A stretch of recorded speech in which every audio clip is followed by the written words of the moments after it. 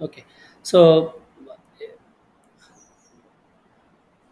ఎగ్జాక్ట్‌గా మీకు స్క్రీన్ మీద ఏం కనిపిస్తుంది చెప్పండి? వెంకట ప్రసాద్? వెంకటప్రసాద్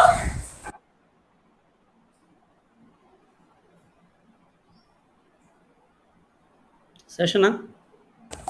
ఈ కార్న యంత్రం పనిచేసే విధానం సార్. ఓకే. సో, ఓకే ఆ పేజ్ సార్. ఆ కనిపిస్తుంది పేజ్ కదమ్మా? కనిపిస్తుంది కదమ్మా? వినపడుతుంది sir. Right. Okay. Mute right. చేసేసేయి. ఓకే. రైట్. సో, దాంట్లో 4 భాగాలుంటాయని మనం చెప్పుకున్నాము. సో, దాంట్లో పనిచేసే పదార్థము, ఉష్ణాశయము, ఉష్ణబంధక స్టాండు మరియు సింకు అనేటటువంటి భాగాలు. అదే విధంగా వాటికి ఉండాల్సినటువంటి ధర్మాల గురించి కూడా మనము వివరించడం జరిగింది. ఓకే. ఉష్ణాశయమేమో T1 అనేటటువంటి క్యాపిటల్ T1 అంటే కెల్విన్ దగ్గర ఉండేటటువంటి హెచ్చు ఉష్ణోగ్రత దగ్గర ఉంటుంది.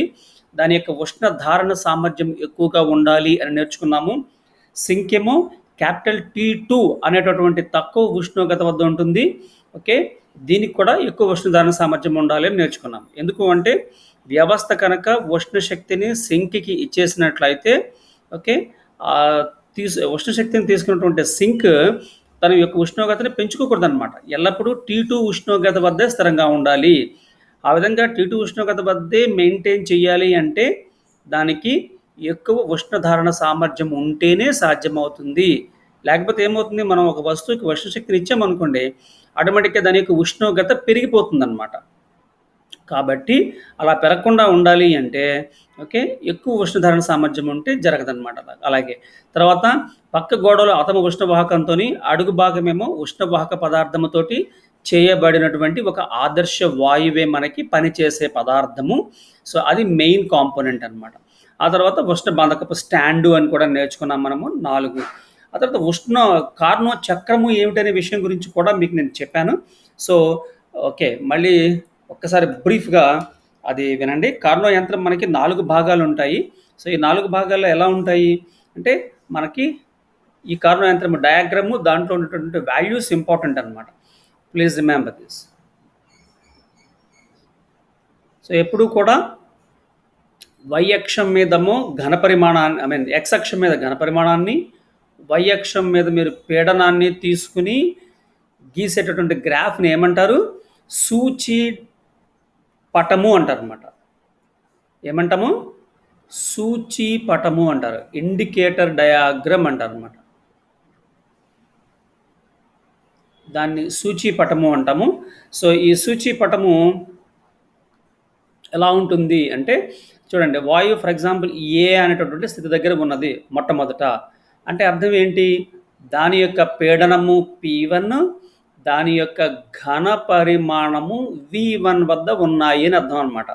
సో, ఘన పరిమాణము V1 వద్ద ఉండడం అంటే అర్థం ఏంటి?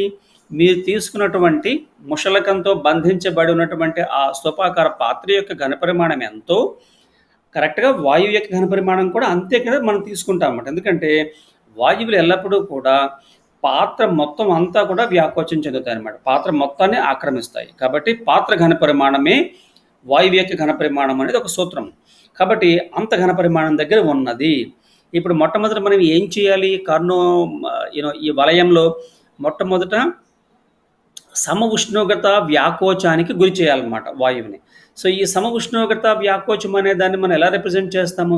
ఈ విధంగా రిప్రజెంట్ చేస్తామన్నమాట.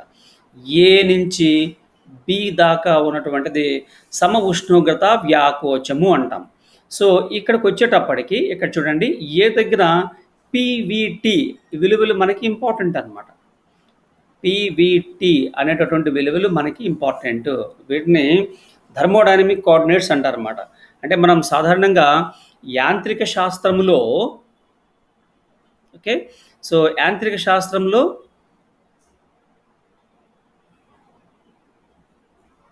రైట్. సో, యాంత్రిక శాస్త్రంలో మాట్లాడుతున్నప్పుడు ద్రవ్యరాశి, బలము, ఓకే, త్వరణము, వేగము అనే విషయాల్ని ఎలా మాట్లాడతామో, అదే వాయువుల విషయంలో అంటే ఈ ఈ సెమిస్టర్ 4లో మనం నేర్చుకుంటున్నటువంటి థర్మోడైనమిక్స్ ఉష్ణగతిక శాస్త్రంలో పీడనము, ఘన పరిమాణము, ఓకే, ఉష్ణోగ్రత, అదేవిధంగా entropy, Gibbs function, Helmholtz function అనేక రకాల భౌతిక రాశులు ఉంటాయన్నమాట. అవి ఏం చేస్తాయి అంటే వాయువు ఏ స్థితిలో ఉన్నది అనే విషయాన్ని వివరిస్తాయి. మనకి అంటే వాయువు యొక్క పరిస్థితి ఎలా ఉన్నది అనే విషయాన్ని మనకి వివరిస్తాయన్నమాట ఈ భౌతిక రాశులు. కాబట్టి ఆ భౌతిక రాశుల గురించి మనము నేర్చుకోవాలి. కాబట్టి ముఖ్యంగా ఎక్కడైతే మాత్రము ఈ పీవీటీల గురించి నేర్చుకోవాలన్నమాట. పీడనము, ఘనపరిమాణము, ఉష్ణోగ్రత ఈ 3. ఎప్పుడు కూడా ఉష్ణోగ్రతని క్యాపిటల్ టీతో రిప్రజెంట్ చేస్తాము. కెల్విన్ స్కేల్‌లో ఉంటుందన్నమాట. సో కాబట్టి ఇక్కడ కోఆర్డినేట్స్ ఎంత అంటే okay P1, V1, capital T1 ఉష్ణోగ్రత అని మనం తెలుసుకున్నాం. ఆ తర్వాత ఇది ఒక స్థిరోష్ణక సమ ఉష్ణోగ్రత ప్రక్రియ కాబట్టి బి దగ్గరికి వచ్చేటప్పటికి దీని కోఆర్డినేట్స్ ఎంతెంత ఉంటాయి అంటే పీడనము P2కి మారింది, ఘనపరిమాణం V2కి మారింది, బట్ ఉష్ణోగ్రత మాత్రమే ఎంత ఉంటుంది అనుకున్నాము? T1 మాత్రమే ఉంటుంది అని అనుకున్నాము. ఓకే, ఎందుకు ఉష్ణోగ్రత కేవలం T1 మాత్రమే ఉంటుంది అంటే ఇది సమ ఉష్ణోగ్రత ప్రక్రియ కాబట్టి ఏ నుంచి బికి వచ్చేటటువంటి ఈ స్థితిలో ఉష్ణోగ్రతలో మార్పు ఉండదు అని అర్థం అనమాట. ఓకే, దాని తర్వాత బి నుంచి సికి వద్దాం. ఇలా రండి, ఇది ఓకే స్థిరోష్ణక ప్రక్రియ అన్నమాట. ఇది సి అనేటటువంటి బిందువు.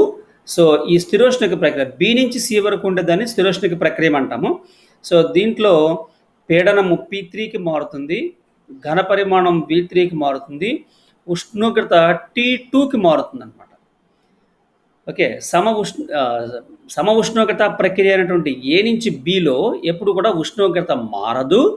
కానీ స్థిరోష్ణక ప్రక్రియ అయినటువంటి బి నుంచి సికి మాత్రము ఓకే పీడనము, ఘనపరిమాణము, ఉష్ణోగ్రత మొత్తం 3 మారిపోతాయి అన్నమాట. ఇవి స్థిరోష్ణక ప్రక్రియ యొక్క సహజ స్వభావం అన్నమాట. Please remember this. సో ఇక్కడ నేను తరచుగా 2 పదాలు వాడుతున్నాను. సో వాటి యొక్క అర్థాలు మీకు క్లియర్గా మనం ప్రీవియస్ క్లాసెస్లో దీని గురించి క్లియర్గా చెప్పుకున్నాము. కాబట్టి ఓకే సమ ఉష్ణోగ్రత ప్రక్రియ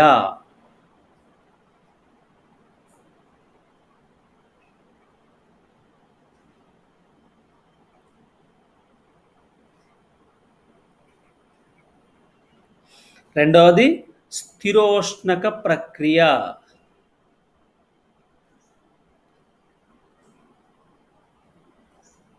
అన్నమాట. ఇవి 2 రకాలు. ఓకే, అసలు యాక్చువల్గా మనం లెసన్ స్టార్ట్ చేసినప్పుడు ఈ కాన్సెప్ట్స్ నుంచి సమ ఉష్ణోగ్రత ప్రక్రియ అంటే ఏంటి, స్థిరోష్ణక ప్రక్రియ అంటే ఏమిటి నేర్చుకుని సమ ఉష్ణోగ్రత ప్రక్రియలో జరిగినటువంటి పనికి సమీకరణం ఏంటి, స్థిరోష్ణక ప్రక్రియలో జరిగినటువంటి పనికి సమీకరణం ఏంటో మనం నేర్చుకున్నాం. అవన్నీ కూడా 4 మార్క్స్లో ఇంపార్టెంట్ క్వశ్చన్స్ అని చెప్పాను. ఓకే, దాని తర్వాతే మనము కార్నో యంత్రంకి వచ్చాము. ఓకే, సో సమ ఉష్ణోగ్రత ప్రక్రియలో ఎల్లప్పుడూ కూడా ఉష్ణోగ్రత స్థిరంగా ఉంటుంది. వ్యవస్థ నుంచి పరిసరాలకి, పరిసరాల నుంచి వ్యవస్థకి ఉష్ణ మార్పిడి జరుగుతుంది అని అర్థం అన్నమాట. ఓకే, ఉష్ణ మార్పిడి జరుగుతుంది. దాని తర్వాత జరిగినటువంటి పనికి సమీకరణం ఏంటి అంటే W = okay RT log V final by V initial అనేది ఫార్ములా అన్నమాట. R అంటే సార్వత్రిక వాయు స్థిరాంకము, T ఆ స్థిర ఉష్ణోగ్రత. సమ ఉష్ణోగ్రత ప్రక్రియలో ఉష్ణోగ్రత స్థిరంగా ఉంటుంది అంటున్నాం కదా, ఆ స్థిర ఉష్ణోగ్రత ఏ స్థిర ఉష్ణోగ్రత వద్ద ప్రక్రియ జరుగుతోంది అన్నటువంటి ఆ స్థిర ఉష్ణోగ్రత విలువ into log V final by V initial within brackets okay Napierian logarithm అంటే టు ద బేస్ E వస్తుంది. రిమెంబర్, ఇక్కడ ఈ బేస్ E తీసేసి మనం బేస్ 10 పెడితే ఫ్రంట్లో ఏం చెప్పాను 2.303తో మల్టిప్లై చేయాలి అని చెప్పుకున్నాం. ఓకే, సో ఈ విధంగా మనము 2 రకాలుగా ఈక్వేషన్స్ని రాయొచ్చు. సో అది డెరైవ్ చేసేటప్పుడు అంటే వేరే వేరే ఈక్వేషన్స్ డెరైవ్ చేసేటప్పుడు మనం ఈ సింపుల్ ఫార్ములా వాడతాం అనమాట. ఓకే, బట్ జరిగిన పనికే సమీకరణాన్ని కనుక మీరు రాస్తున్నట్లయితే కనుక అంటే 4 మార్క్స్లో 2.303 RT log V final అంటే తుది ఘనపరిమాణము బై తొలి ఘనపరిమాణము రాసి ఇక్కడ 2.303 ఉంటే ఇక్కడ టు ద బేస్ 10 అని అర్థం అనమాట. ఒకవేళ ఈ 2.303 లేకపోతే టు ద బేస్ E రాయాలి. సో అది తేడా అనమాట. Please remember. ఓకే, ఈ ఫార్ములా మనం ఆల్రెడీ డెరైవ్ చేసాము, నేర్చుకున్నాం. అదేవిధంగా స్థిరోష్ణక ప్రక్రియలో మనకి ఏమవుతుంది అంటే వ్యవస్థ నుంచి పరిసరాలకు కానీ, పరిసరాల నుంచి వ్యవస్థ కానీ ఎలాంటి ఉష్ణ వినిమయము జరగదు. అది పూర్తిగా ఉష్ణ బంధకంతో కప్పబడి ఉంటుంది వాయువు. కాబట్టి వాయువు అంటే వ్యవస్థ అనమాట. వ్యవస్థ పరిసరాలకు కానీ, పరిసరాల నుంచి వ్యవస్థకు కానీ ఎలాంటి ఉష్ణ వినిమయము జరగదనమాట. అలాంటి పరిస్థితులు మనం నెలకొల్పాలి. ఆ విధంగా చేసినట్లయితేనే దాన్ని స్థిరోష్ణక ప్రక్రియ అంటాం. సో ఈ స్థిరోష్ణక ప్రక్రియలో ఏమవుతుందంటే ఉష్ణోగ్రత స్థిరంగా ఉండదన్నమాట. ఉష్ణోగ్రత మారిపోతూ ఉంటుంది. రిమెంబర్, ఉష్ణోగ్రత మారిపోతుంటుంది. అంటే పెరగచ్చు, తగ్గచ్చు. మీకు చూపించాను కదా. ఇప్పుడు ఫర్ ఎగ్జాంపుల్ ఒక్క సెకండ్ చూడండి.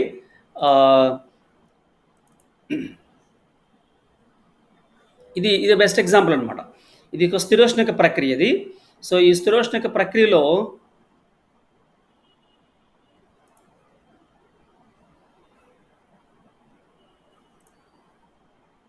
ఓకే, ఇది స్థిరోష్ణక ప్రక్రియ అని మనం నేర్చుకున్నాం.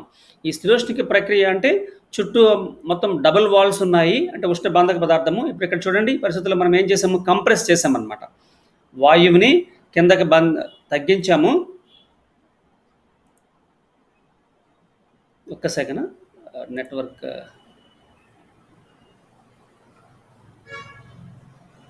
ఓకే. సో ఈసారి వాయువులో ముషలకం పైకి వెళ్తోంది. కాబట్టి వాయువు తన యొక్క ఆంతరిక శక్తితోటి పనిచేస్తుంది అనమాట, పైకి పుష్ చేయడం అనేది. కాబట్టి దాని యొక్క ఉష్ణోగ్రత తగ్గి నీలంగా మారాయి. ఇప్పుడు చూడండి, సంకోచిస్తున్నప్పుడు ఉష్ణోగ్రత పెరుగుతుందన్నమాట. ఉష్ణోగ్రత పెరుగుతూ మాలిక్యూల్స్ అన్ని మనకి రెడ్గా మారాయి, ఎరుపు రంగులోకి మారాయి అనమాట. అది ఏం సూచిస్తుంది అంటే ఉష్ణోగ్రత పెరిగింది అనే విషయాన్ని సూచిస్తుంది. ఈ విధంగా స్థిరోష్ణక ప్రక్రియలో ఉష్ణోగ్రత స్థిరంగా ఉండదు. వ్యాకోచించినప్పుడేమో ఉష్ణోగ్రత తగ్గిపోతుంది, సంకోచించినప్పుడు ఉష్ణోగ్రత పెరుగుతుందన్నమాట స్థిరోష్ణక ప్రక్రియలో, గుర్తుపెట్టుకోండి. ఓకే, అదే ఫర్ ఎగ్జాంపుల్ సమోష్ణోగ్రత ప్రక్రియ అనుకోండి. ఇప్పుడు ఇక్కడ ఈ స్థితిలో ఉష్ణోగ్రత పెరిగినప్పుడు ఇదేం చేస్తుందంటే వ్యవస్థకి ఇచ్చేస్తుంది అనమాట, బాహ్య పరిసరాలకు ఇచ్చేస్తుంది. ఆ మాలిక్యూల్స్ ఎప్పుడు ఇంకా నీలంగానే ఉంటాయన్నమాట, మారవు. వాటి యొక్క ఉష్ణోగ్రత మారదు, వాటి యొక్క అంతరిక్ష శక్తి కూడా మారదనమాట. అది సమ ఉష్ణోగ్రత ప్రక్రియలో అనమాట. ఓకే, సో ఆ విధంగా మనము చూస్తాం.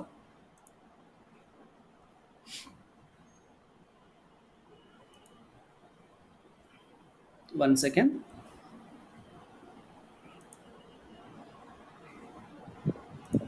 యూట్యూబ్ క్లోజ్ చేసి రైట్. ఓకే, సో స్థిరోష్ణక ప్రక్రియలో రిమెంబర్, ఇది ఇప్పుడు స్థిరోష్ణక ప్రక్రియ నుంచి మాట్లాడుతాము. స్థిరోష్ణ ప్రక్రియలో వ్యవస్థకి బాహ్య పరిసరాలకి ఎట్టి పరిస్థితుల్లో ఉష్ణ సంబంధాలు ఉండవు. బట్ ఉష్ణోగ్రత మాత్రము పెరగచ్చు, ఓకే, లేదా తగ్గచ్చు. అంటే జరుగుతున్నటువంటి ప్రక్రియ ఏమిటి అన్న దాన్ని బట్టి ఉష్ణోగ్రత పెరగడం కానీ తగ్గడం కానీ జరుగుతుంది అనమాట. ఓకే, వ్యాకోచం చెందితే ఉష్ణోగ్రత తగ్గుతుంది, సంకోచం చెందితే ఉష్ణోగ్రత పెరుగుతుంది. Please remember this. తర్వాత ఇప్పుడు దీంట్లో మనకి జరిగిన పనికి సమీకరణాన్ని ఉత్పాదించినప్పుడు ఎంత వచ్చింది? W = R/1 - gamma into T final minus T initial. ఇది స్టాండర్డ్ ఈక్వేషన్ అనమాట. Please remember this. ఇది ఒక standard equation. W = R/1 - gamma bracket T final minus T initial అనేది. ఇప్పుడు ఇక్కడ చూడండి, log V final by V initial. అలాగే ఇక్కడ T final minus T initial అనేది ఉంటుందన్నమాట. అంటే తుది ఉష్ణోగ్రత మైనస్ తొలి ఉష్ణోగ్రత. ఎందుకంటే స్థిరోష్ణక ప్రక్రియలో జరిగిన పని గురించి మనం మాట్లాడుతున్నాం కాబట్టి దాంట్లో ఉష్ణోగ్రత స్థిరముగా ఉండదు. కాబట్టి వేరు ఉష్ణోగ్రతలు ఉంటాయి కాబట్టి ఓకే, తుది ఉష్ణోగ్రత మైనస్ తొలి ఉష్ణోగ్రత వచ్చేటటువంటి ఫార్ములా వస్తుంది అనే విషయాన్ని మీరు గుర్తుపెట్టుకోవాలి. R/1 - gamma bracket T final minus T initial అనమాట. దీన్ని మనము అఫ్కోర్స్ వేరే విధంగా కూడా మార్చొచ్చు. ఓకే, మన మెటీరియల్లో బహుశా ఇలా కాకుండా ఇలా రాసి ఉంటాం. W = R by, for example మనం గామా -1 పెట్టామనుకోండి, అంటే ఇక్కడ రివర్స్ చేసామన్నమాట. ఓకే, అప్పుడు ఆటోమేటిక్గా ఇక్కడ మనకి T initial minus T final వస్తుంది. ఆ విధంగా ఈ రెండు ఒకటే అనమాట. ఇది సర్వం సమానము. Okay, so they are identical అన్నమాట. ఓకే, సో ఈ రెండు మనకి ఇంపార్టెంట్. ఈ రెండు పర్ఫెక్ట్గా మనం నేర్చుకుంటే ఆటోమేటిక్గా కారణయంత్రం గురించి మనం తెలుసుకోవచ్చు అని చెప్పాను. ఓకే, సో ఈ విధంగా బి నుంచి సికి వచ్చేటప్పటికి P3 V3 T2 ఉంటాయన్నమాట. ఏది పీడనము, ఘనపరిమాణము, ఉష్ణోగ్రతలు. ఇది స్థిరోష్ణక ప్రక్రియ. నెక్స్ట్ సి నుంచి మీకు డీకి వెళ్ళేటప్పటికి మీకు ఉండేటటువంటిది ఇదిగో, అంటే సమ ఉష్ణోగ్రత ప్రక్రియ అనమాట. అది సంకోచం ఈసారి. కాబట్టి ఆపోజిట్ డైరెక్షన్లో ఆల్మోస్ట్ దీనికి సమాంతరంగా మీరు అలా గీసుకుంటూ వెళ్ళాలి.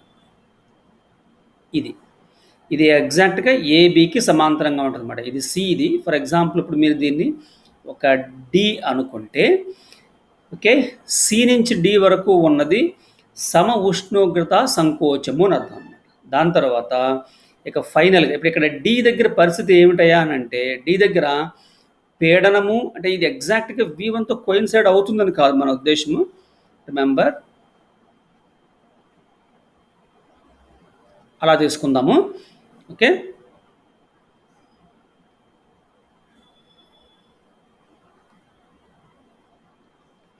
సో ఇది డి బిందువు మనం అనుకుంటే ఇది డి బిందువు. సో డి బిందువు దగ్గర పీడనము P4, ఘనపరిమాణము V4 డిఫరెంట్గా ఉంటుంది. బట్ ఉష్ణోగ్రత మాత్రము ఇది స్థిరోష్ణక, ఇది సమ ఉష్ణోగ్రత ప్రక్రియ కాబట్టి ఇక్కడ T2తో మొదలైతే అదే ఉష్ణోగ్రత మెయింటైన్ అవ్వాలన్నమాట. P4 కామా పెడుతున్నాను, V4 కామా T2 మాత్రమే ఉంటుందన్నమాట డి దగ్గర. ఇప్పుడు ఇక ఫైనల్గా మనం ఏం చేయాలి అంటే వాయువుని డి నుంచి ఏకి తీసుకెళ్ళాలి. సో వాయువుని డి నుంచి ఏకి, ఓకే, అది స్థిరోష్ణక ప్రక్రియలో డి నుంచి ఏ వచ్చేటట్టుగా, అంటే అర్థము పీడనము P4 నుంచి P1కి మారేటట్టుగా, ఘనపరిమాణము V4 నుంచి V1కి మారేటట్టుగా, ఉష్ణోగ్రత T2 నుంచి T1కి పెరిగేటట్లుగా. ఎందుకంటే T2 తక్కువ ఉష్ణోగ్రత, T1 ఎక్కువ ఉష్ణోగ్రత అనమాట. సో T2 నుంచి T1కి పెరిగేటట్లుగా, ఓకే, స్థిరోష్ణక సంకోచం చేస్తాం. రిమెంబర్, ఇది స్థిరోష్ణక సంకోచం. కాబట్టి ఇక్కడ మనం క్లియర్గా మీరు రాసుకున్నట్లయితే ఏబి సమ ఉష్ణోగ్రత, ఓకే, సమ ఉష్ణోగ్రతకి ఒకటి రాస్తాను, వ్యాకోచము అని పెడతాం. సో ఏబి ఏంటి? సమ ఉష్ణోగ్రత వ్యాకోచము. బీసీ ఏమిటి? స్థిరోష్ణక వ్యాకోచము. రిమెంబర్, స్థిరోష్ణక వ్యాకోచము. ఓకే, ఐ రైట్ జస్ట్ వ్యాకోచము. తర్వాత సి నుంచి డీకి ఏంటి అంటే సమ ఉష్ణోగ్రత సంకోచము అని అర్థం అనమాట. సమ ఉష్ణోగ్రత సంకోచము.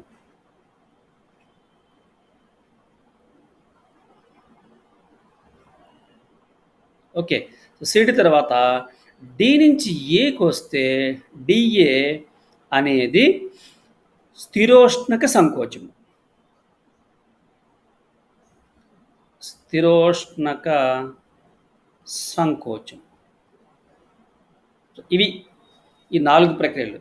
రిమెంబర్ అమ్మా, ఇది 10 మార్క్స్లో వెరీ ఇంపార్టెంట్ క్వశ్చన్. కాబట్టి దాంట్లో మనము ఆ డయాగ్రామ్స్ వేసి 4 భాగాల గురించి చెప్పాలి.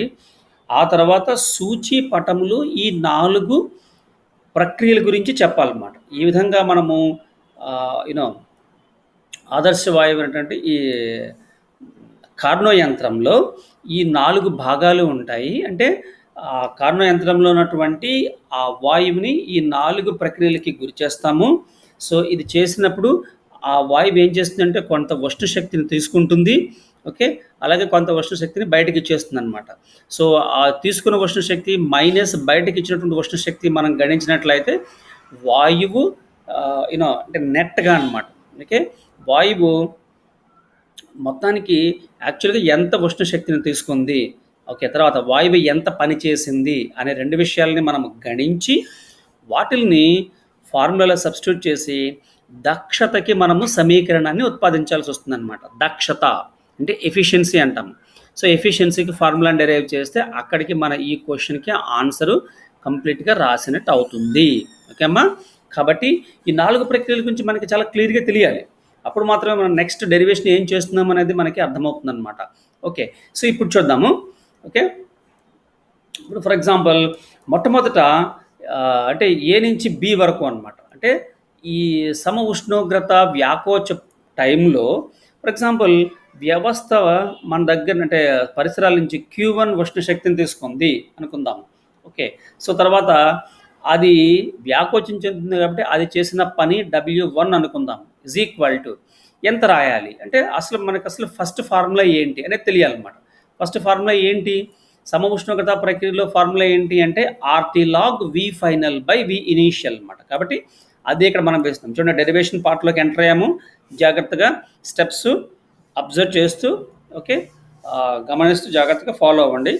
ఓకే. తర్వాత మీకు ఈజీగా అర్థమవుతుంది మీరు చదివినప్పుడు. సో, దేర్‌ఫోర్ ఇక్కడ మనకిది ఆర్ ఉష్ణోగ్రత T1 అనమాట.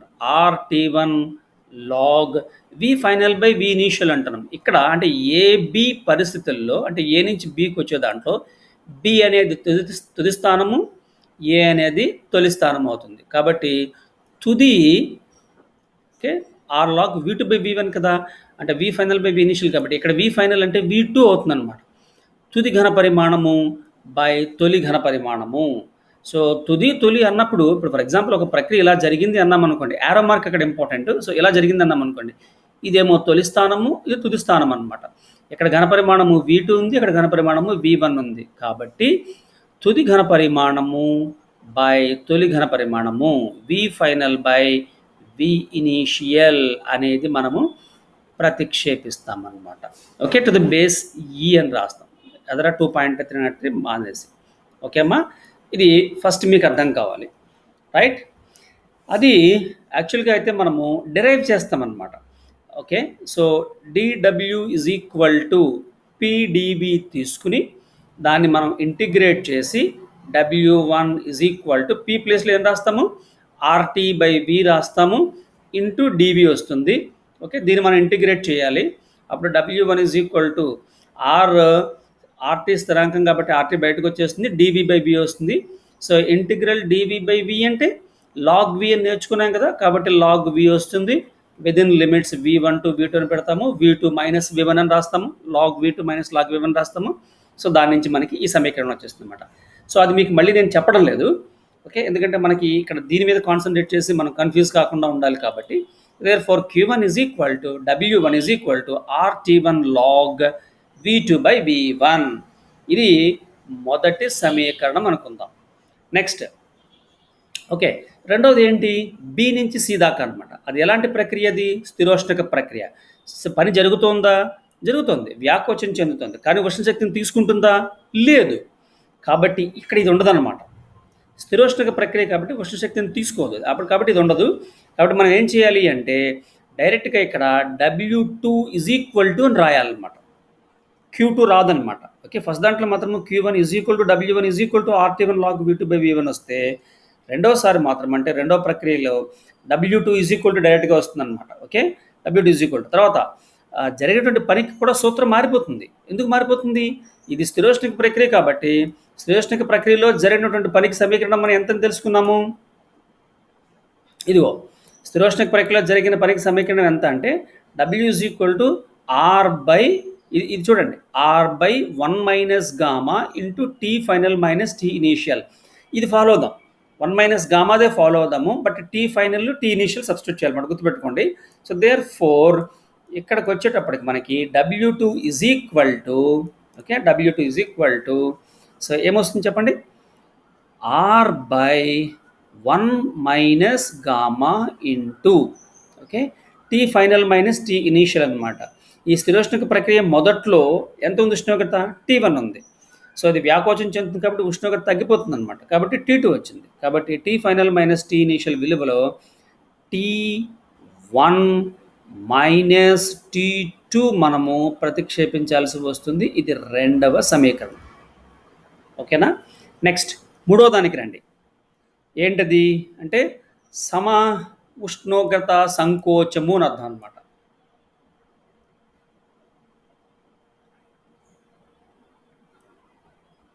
ఇదిగో, సి నుంచి డి వరకు సమ ఉష్ణోగ్రత సంకోచము అనేది. సో, సమ ఉష్ణోగ్రత సంకోచం కాబట్టి దానికి సంబంధించినటువంటి సమీకరణం. ఇప్పుడు సమ ఉష్ణోగ్రత అంటే అర్థం ఏంటి? ఉష్ణోగ్రత స్థిరంగా ఉంటుంది కానీ ఉష్ణశక్తి వినిమయం మాత్రం జరుగుతుందన్నమాట. సో, సంకోచం కాబట్టి ఉష్ణశక్తి ఎక్స్ట్రాగా జనిస్తుంది, అణువులు ఎర్రగా తయారవుతాయి, ఉష్ణోగ్రత పెరుగుతుంది. కానీ ఈసారి మనం చేస్తున్నటువంటి సమ ఉష్ణోగ్రత ప్రక్రియ కాబట్టి వాయువు బాహ్య పరిసరాలకి ఉష్ణ శక్తిని అందిస్తుందన్నమాట. కాబట్టి వాయువు అంటే ఆల్రెడీ Q1 తీసుకుంది, బట్ దాంట్లోంచి Q2 అనేటటువంటి ఉష్ణ శక్తిని బయటికి ఇచ్చేస్తుంది అనమాట. So Q2 is equal to ఆ పరిస్థితుల్లో జరిగిన పని W3 is equal to RT2 దగ్గర జరుగుతుంది అనమాట. అది సమ ఉష్ణోగ్రత ప్రక్రియ రెండోసారి అంటే సంకోచం అనేది T2 దగ్గర జరుగుతుంది. వ్యాకోచం మాత్రం T1 దగ్గర జరిగింది, సంకోచం మాత్రము T2 దగ్గర జరుగుతుంది. Therefore W3 is equal to RT2 log RT2 log V final by V initial. ఇప్పుడు ఇక్కడ సమ ఉష్ణోగ్రత ప్రక్రియకి సంబంధించి ఫైనల్ ఘనపరిమాణం ఏంటి, తర్వాత ఇనీషియల్ ఘనపరిమాణం ఏంటి అని తీసుకున్నట్లయితే ఇనీషియల్ ఏమో C పాయింట్, ఫైనల్ ఏమో D పాయింట్. ఇది కాబట్టి ఇక్కడ ఫైనల్ ఘనపరిమాణము V4, తొలి ఘనపరిమాణము V3 అనమాట. కాబట్టి మనకి ఇక్కడ V4 by V3 వస్తుంది. ఏమొస్తుంది? V4 by V3 వస్తుంది. తుది ఘనపరిమాణము బై తొలి ఘనపరిమాణము వస్తుంది అనమాట. Remember this point. దాని తర్వాత ఇక ఫైనల్గా మనకు వచ్చేసేసి D నుంచి A వరకు. D నుంచి A వరకు. సో D నుంచి A వరకు ఏంటి? స్థిరోష్ణక సంకోచము. సో స్థిరోష్ణక సంకోచం కాబట్టి ఈసారి దీంట్లో మనకి మళ్ళీ Q ఉండదు, బట్ W4 ఉంటుందన్నమాట. W4 ఈజ్ ఈక్వల్ టు స్థిరోష్ణక అంటే ఈ ఫార్ములా వాడాలి మనం. అంటే R/1 మైనస్ గామా ఇంటూ తుది ఉష్ణోగ్రత మైనస్ తొలి ఉష్ణోగ్రత అంటున్నాం కదా ఎప్పుడు కూడా. సో తుది ఉష్ణోగ్రత అంటే ఇదనమాట. A అనేది తుది పాయింట్ అవుతుంది, D అనేది తొలి పాయింట్ అనమాట. కాబట్టి తుది ఉష్ణోగ్రత T1, తొలి ఉష్ణోగ్రత T2. కాబట్టి తుది ఉష్ణోగ్రత T2 తుది ఉష్ణోగ్రత T1 మైనస్ తొలి ఉష్ణోగ్రత T2 విలువలు మీరు ప్రతిక్షేపించాలి. తుది ఉష్ణోగ్రత మైనస్ తొలి ఉష్ణోగ్రత ఆ ప్రక్రియకి. సో ఆ ప్రక్రియలో తుది ఉష్ణోగ్రత T1 అంటే ఏ దగ్గరికి వెళ్ళిపోయింది అనమాట వాయువు. తొలి ఉష్ణోగ్రత T2 అనమాట. సో ఈ విధంగా మీకు ఈ 4 వస్తాయి. అర్థమైందమ్మా? సో దేర్ఫోర్ ఇప్పుడు ఇక్కడ చూడండి, వ్యవస్థ తీసుకున్నటువంటి మొత్తం ఉష్ణ శక్తి ఎంత అంటే Q1 మైనస్ Q2 అనమాట. ఫర్ ఎగ్జాంపుల్ ఒక 100 క్యాలరీస్ తీసుకుంది అనుకోండి, ఇక్కడ ఒక 20 క్యాలరీస్ బయటికి ఇచ్చేసింది అనుకుందాం సమ ఉష్ణోగ్రత సంకోచంలో. కాబట్టి 100 మైనస్ 20 అంటే 80 క్యాలరీస్ తీసుకున్న అర్థం అనమాట. కాబట్టి వ్యవస్థ తీసుకున్నటువంటి ఉష్ణ శక్తి ఎంత అంటే Q1 మైనస్ Q2 అవుతుంది అనమాట. అలాగే మరి జరిగిన పని ఎంతయ్యా అంటే అది W1 plus W2 plus W3 plus W4 విలువలు గణిస్తే మొత్తం కలిపితే వచ్చేదే వ్యవస్థ చేసినటువంటి పని అవుతుంది. రిమెంబర్. సో ఈసారి వ్యవస్థ తీసుకున్నటువంటి మొత్తం ఉష్ణ శక్తి ఫర్ ఎగ్జాంపుల్ క్యాపిటల్ Q అనుకుంటే Q is equal to Q1 minus Q2.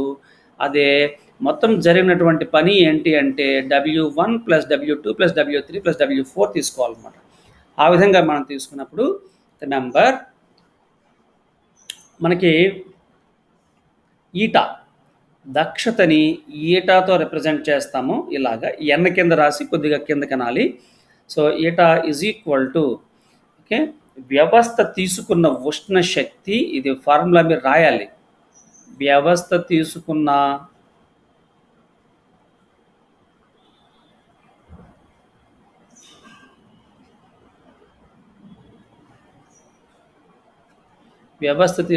ఉష్ణ శక్తి డివైడెడ్ బై వ్యవస్థ చేసిన పని.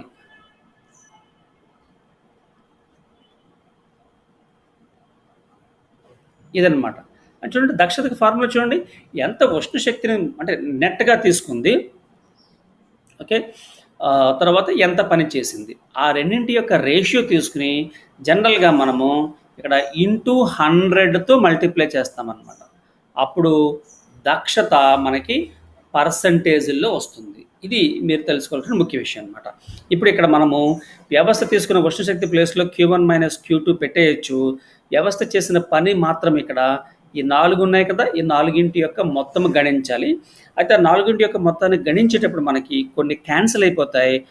వాటిల్ని మనం ఎలా రీఅరేంజ్ చేయాలి అనే దాన్ని బట్టి మనము ఇక్కడ ఒక చిన్న ఫార్ములాని తీసుకొస్తామన్నమాట. సో దానికోసం ఇప్పుడు మనము ప్రయత్నము చేయాలి, అది చేద్దాం. Okay, so all W1 plus W2 plus W3 plus W4 ఈ విలువని గణిద్దాము, ఎంత వస్తుందో చూద్దాం. సో పైన ఉన్నాయి కదా, ఒక్కసారి చూసుకోండి. Okay, W1 RT1 log V2 by V1 అది రాస్తాను ఇక్కడ.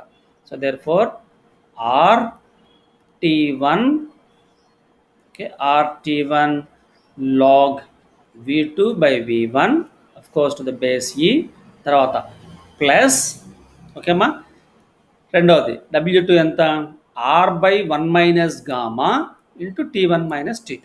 So therefore R by 1 minus gamma into T1 minus T2 ఇది కరెక్ట్గా రాయాలన్నమాట, ఎక్కడ మిస్ చేయకూడదు. ప్లస్ ఓకే మూడవ జరిగిన పని అంటే W3 అనమాట, ఏంటది RT2 log V4 by V3. So therefore RT2 log V4 by V3 okay the base ఈ ప్లస్ నాలుగవది ఆ పైన కనిపిస్తుంది మనకి R by 1 minus gamma into T1 minus T2 అని అర్థం అనమాట. ఇది మొత్తం. ఓకే, సో దీంట్లో మనకి సరే ఏం క్యాన్సిల్ అయిపోతాయి, ఎలా క్యాన్సిల్ అయిపోతాయి అంటే ఎస్ అవుతాయి. ఇక్కడ చూడండి, ఈ W1 RT1 log V2 by V1 okay, ఇది R by 1 minus gamma T1 minus T2 ఉంది. ఇక్కడ R by 1 minus gamma okay ఇక్కడ ఇది T1 minus T2నా, ఇది T1 minus T2. ఒక్క సెకండ్ ఉండండి. సో జరిగిన పని R by 1 minus gamma into తుది ఉష్ణోగ్రత మైనస్ తొలి ఉష్ణోగ్రత మనం వెయ్యాలి. ఓకే, సో ఫార్ములాలో చూడండి ఏముంది, W T final minus T initial చేస్తామన్నమాట. ఇప్పుడు ఈ ఫార్ములా వాడట్లేదు కదా, కాబట్టి దీన్ని చెరిపేస్తాను. ఒకటే ఫార్ములా ఫాలో అవ్వాలి, మనము కేర్ఫుల్గా ఉండకపోతే తప్పు వస్తుంది. కాబట్టి దీన్ని రబ్ చేసేద్దాం చూడండి. సో ఎప్పుడు కూడా R by 1 minus gamma తీసుకుంటూ ఉన్నప్పుడు 1 minus gamma తీసుకుంటున్నప్పుడు T final minus T initial వేయాలన్నమాట. సో ఇప్పుడు ఇక్కడ మీరు జాగ్రత్తగా అబ్జర్వ్ చేసినట్లయితే okay R by 1 minus gamma ఇక్కడ T final minus T initial రెండవ దాంట్లో T ఫైనల్ అంటే ఇదనమాట, T ఫైనల్గా ఇది B నుంచి C దాకా. కాబట్టి ఇక్కడ ఫైనల్ ఉష్ణోగ్రత T2, తొలి ఉష్ణోగ్రత T1 అనమాట. కాబట్టి T2 మైనస్ T1 వేయాల్సి ఉంటుంది ఇక్కడ, రిమెంబర్. సో ఈ W2లో తుది ఉష్ణోగ్రత ఓకే, సో అది చెప్పేద్దాము. తుది ఉష్ణోగ్రత T ఫైనల్ కాబట్టి T2 మైనస్ T1 వస్తుంది అన్నమాట. T2 మైనస్ T1 వస్తుంది అంటే ఇక్కడ ఇది వస్తుంది అనమాట. ఓకే, సో ఇక్కడ అదే W4 కరండి R by 1 minus gamma into తుది ఉష్ణోగ్రత మైనస్ తొలి ఉష్ణోగ్రత అన్నాం కాబట్టి T1 మైనస్ T2 వస్తుంది. అక్కడ T2 మైనస్ T1 వస్తుంది, ఇక్కడ T1 మైనస్ T2 వస్తుంది. అప్పుడే అవి క్యాన్సిల్ అవుతాయి అన్నమాట. కాబట్టి మనం కొద్దిగా కేర్ఫుల్గా ఉండాలి. సో ఇక్కడ మనకి నేను చెప్పినట్టుగా ఈ W2లో T2 మైనస్ T1 వేయాలన్నమాట, అంటే ఇక్కడ T2 మైనస్ T1 వేయాలి. చూడండి ఈ విలువ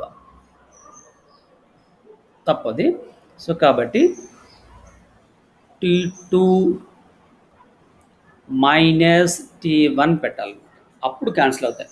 సో ఇప్పుడు RT1 log V2 by V1 to the base E అది అలాగే ఉంటుంది.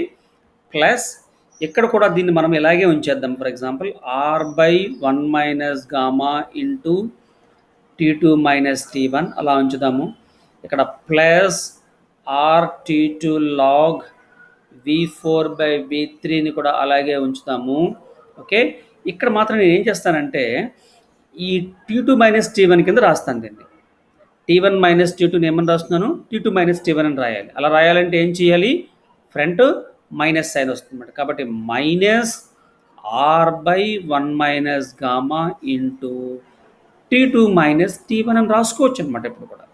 T2 మైనస్ T1 అని రాయొచ్చు. ఫ్రంట్ మనకు మైనస్ పెడితే ఇది ఎలాగా అని అడిగారు అనుకోండి. ఫర్ ఎగ్జాంపుల్ ఇప్పుడు A మైనస్ B ఉంది. సో దీన్ని మనము minus of B minus A అని రాయొచ్చు. అంటే ఏమవుతుంది చూడండి, ఇప్పుడు ఈ మైనస్ లోపల తీసుకెళ్తే మైనస్ బి ప్లస్ ఏ వచ్చింది, అంటే ఏ మైనస్ బి అని అర్థం అనమాట. కాబట్టి A minus B is equal to minus of B minus A అని రాయొచ్చు, minus of B minus A అని. కాబట్టి ఇక్కడ అలాగే T1 మైనస్ T2 ఉన్నదాన్ని T2 మైనస్ T1 రాయాలి అంటే ఫ్రంట్ మనం మైనస్ పెట్టుకోవాలి అని అర్థం అన్నమాట. సో ఇలా పెట్టుకున్నాము. అప్పుడు ఏమవుతుంది అంటే వెరీ సింపుల్ చూడండి, డైరెక్ట్గా మనకి ఇదిగో R/1 minus gamma T2 minus T1 ఇక్కడ ప్లస్ తోటి ఉంది, అది విలువ ఇక్కడ మనకి మైనస్ తోటి ఉందన్నమాట. కాబట్టి ఈ రెండు క్యాన్సిల్ అయిపోతాయి, ఆ రెండు క్యాన్సిల్ అయిపోతాయి. Please remember this. సో ఆ విధంగా మనకి కొంత సమీకరణము చిన్నగా అవుతుందన్నమాట. ఓకే, సో సమీకరణం మనకి చిన్నగా అవుతుంది. సో కాబట్టి జరిగిన పని అంటే ఫలితముగా జరిగిన పని W ఈజ్ ఈక్వల్ టు అంటే W1 plus W2 plus W3 plus W4 is equal to ఎంత అవుతుంది అంటే కేవలం ఈ రెండే మిగులుతాయన్నమాట. RT1 log V2 by V1 okay plus RT2 log V4 by V3 వస్తుంది అనమాట. Okay, RT2 log V4 by V3 వస్తుంది. ఓకే అమ్మా. సో దీన్ని ఇక్కడ మనము థర్మోడైనమికల్ రిలేషన్స్ని యూజ్ చేసి okay V4 by V3ని V2 by V1 అని మనము V2 by V1 ఇక్కడ ఉంది కదా, ఇక్కడ మనకి V4 by V3 ఉంది. ఇవి రెండు సమానమని చూపించచ్చు అనమాట. V4 by V3 యాక్చువల్గా అఫ్కోర్స్ ఒక పని చేస్తాం, ఫస్ట్ ఉండండి. V4 by V3కి కాదు, మైనస్ పెట్టుకుని తర్వాత చేయాలి. సే ఫర్ ఎగ్జాంపుల్ యాక్టివేట్ అయిందా, తీసేద్దాము.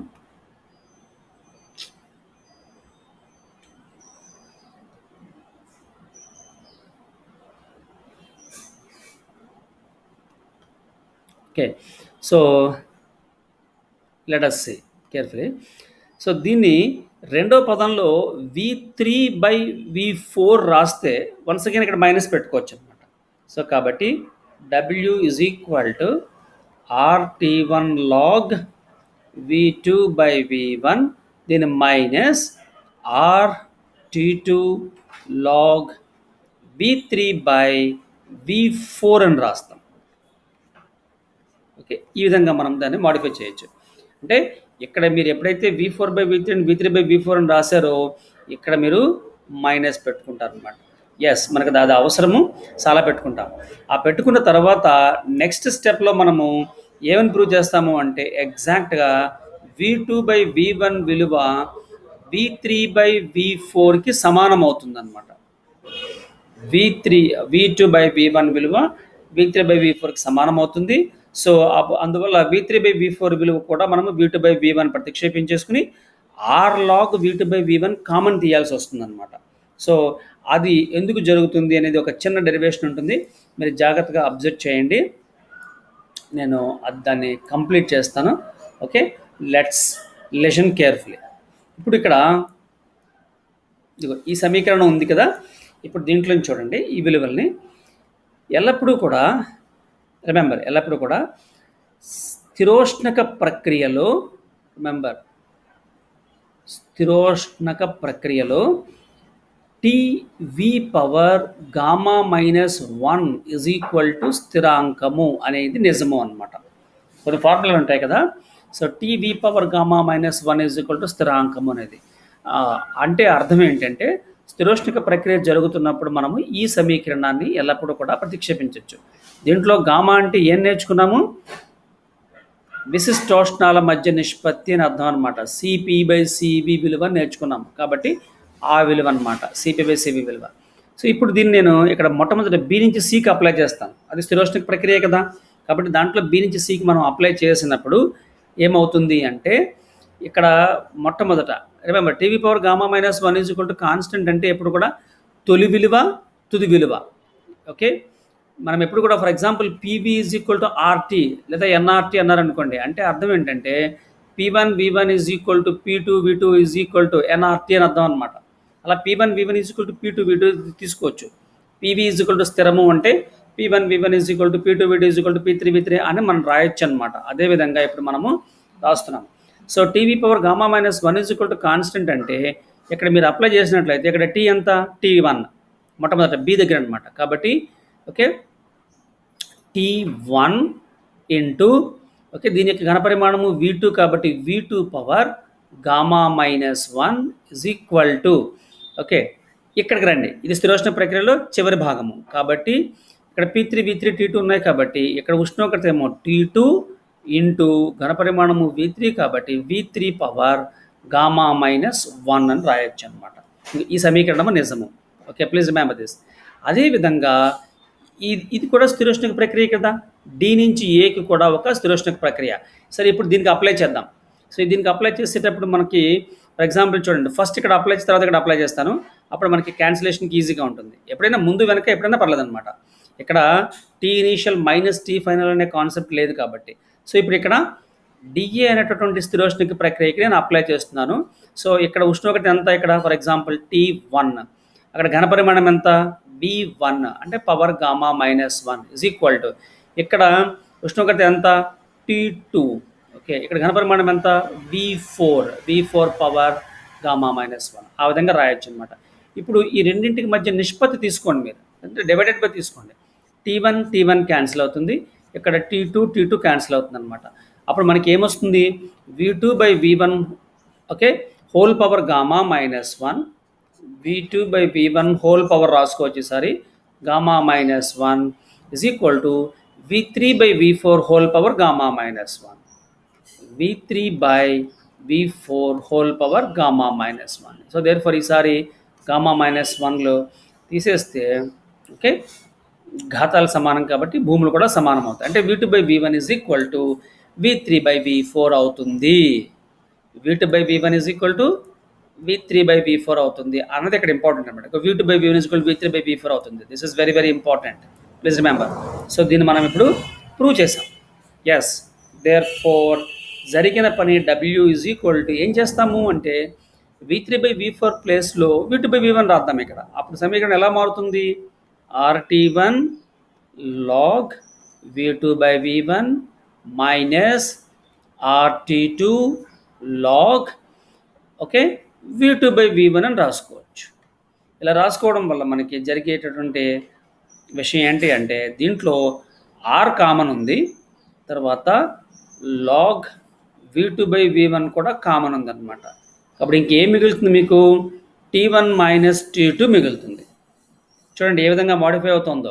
ఓకే, ఆ విధంగా మనకి మాడిఫై అవుతుంది అనమాట. దాని తర్వాత ఈసారి వ్యవస్థ తీసుకున్నటువంటి ఉష్ణశక్తి విలువ ఎంత అంటే మొట్టమొదటి మాట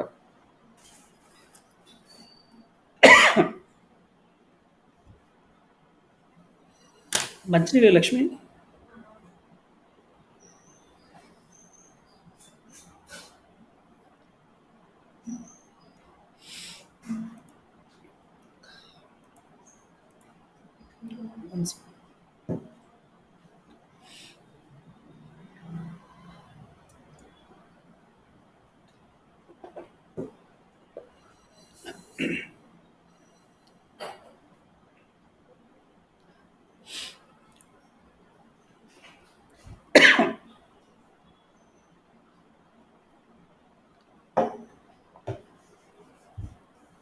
ఇది జరిగినటువంటి పని.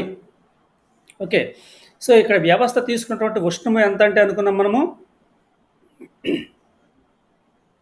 అంటే మొత్తం తీసుకున్న ఉష్ణం వేయాలన్నమాట.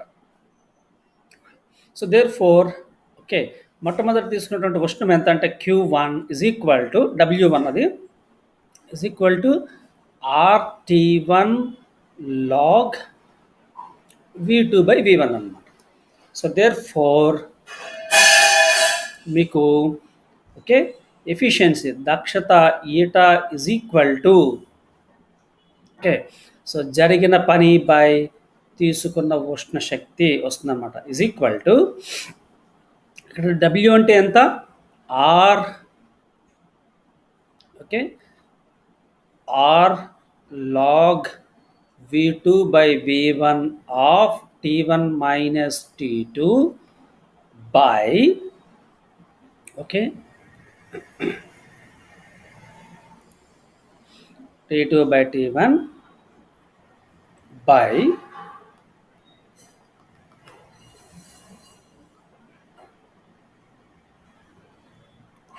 okay so q1 place లో rt1 log v2 by v1 వేయాలన్నమాట.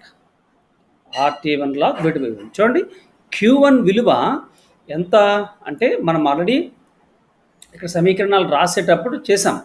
ఇగో ఇక్కడ ఉంటుంది ఫస్ట్ చూడండి q1 is equal to w1 is equal to rt1 log v2 by v1 అనమాట. అది rt1 log v2 by v1. So దాన్ని డినామినేటర్లో మనం తీసుకోవాలి. ఈ విధంగా తీసుకుంటాం. అప్పుడు దక్షతకు వచ్చేటప్పటికి ఆర్ ఓకే తర్వాత log v2 by v1 log v2 by v1 కూడా క్యాన్సిల్ అయిపోతాయి. సో దాని నుంచి మనకి దక్షత eta is equal to t1 minus t2 by t1 వస్తుంది. సో ఇప్పుడు దీన్ని సెపరేట్గా t1 by t1 minus t2 by t1 అని రాసుకోవచ్చు. అంటే డినామినేటర్లో ఉంది కాబట్టి దీన్ని మనము రెండింటికి అన్వయిస్తాము. So t1 by t1 minus t2 by t1 వస్తుంది అనమాట. సో దాని నుంచి ఓకే ఎఫిషియన్సీ మనకి 1 మైనస్ t2 బై t1 అవుతుంది. 1 మైనస్ t2 బై t1 అవుతుంది అనమాట. సో దాని నుంచి eta is equal to 1 minus t2 by t1 ఇది ఇంటూ అంటే శాతాల్లో చెప్పేటప్పుడు ఇంటూ 100% ఉంటుంది.